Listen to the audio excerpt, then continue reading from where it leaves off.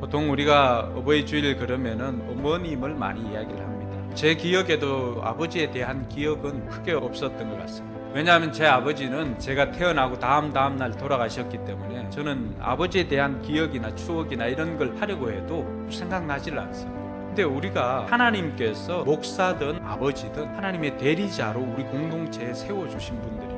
근데 왜 우리 신앙이 자라지 않을까? 신앙생활은 관계입니다. 근데 이 관계가 제대로 되질 않은 거예요. 근데 이 시간을 통하여서 오늘만큼은 우리가 우리 아버지에 대한, 아버지의 마음에 대한 이해를 좀 하면 좋겠다라고 하는 생각을 해봅니다. 오늘 두 아들이 나오거든요. 아버지에게 자기 재산을 요구합니다. 아버지가 뻔히 살아계시는데도 불구하고 재산을 요구한 것입니다. 그 당시 정서상 이것은 굉장히 아버지에게 수치를 주는 그런 장면입니다. 근데 어쨌든 아버지는 자식을 위해서 돈을 주었습니다. 자식은 그 돈을 가지고 잘 살면은 뭐 괜찮을 텐데 자기 쾌락을 위해서 그냥 사용한 것입니다.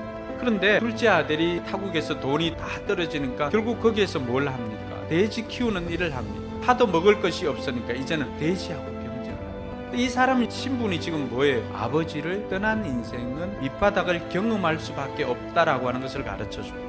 한 가지 위안이 되었던 것은 그 바닥에서 아버지를 생각했던 것입니다.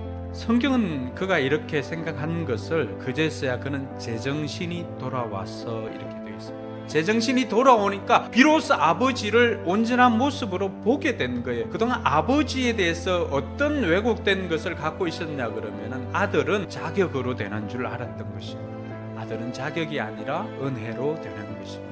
여러분, 부모님의 은혜가 아니고서는 우리가 이 땅에 올 수가 없었습니다. 자녀는 자격이 아니라 은혜로 되어지는 것입니다.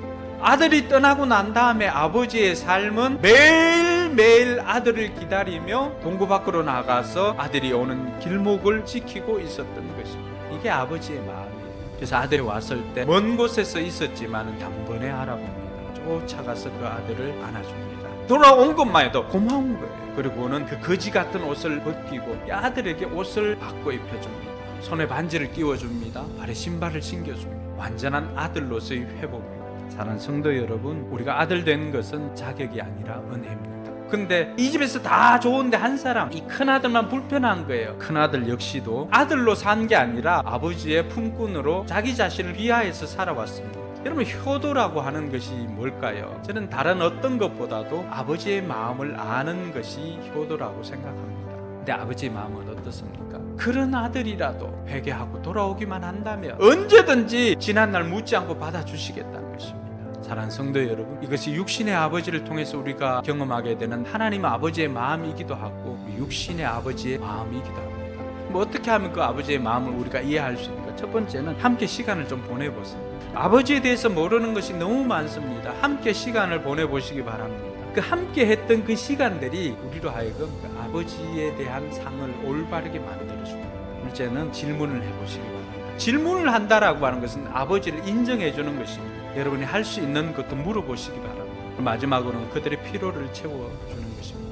무엇보다도 그분들의 이제 영적인 필요까지 채워주십시오. 그게 여러분들이 부모님께 해주는 가장 큰 선물입니다. 오늘 자녀로 살아가고 있는 우리 성도 여러분, 부모에게 효도하는 것, 그것은 부모의 마음을 헤아려서 행동하는 것이 진정한 효도인 것을 깨닫고 이번 한 주간 저와 여러분들이 우리 부모님들의 마음을 잘 헤아려서 행동을 하는 진정한 천국의 효자로 사는 저와 여러분들이 되길 주님의 이름으로 축원합니다.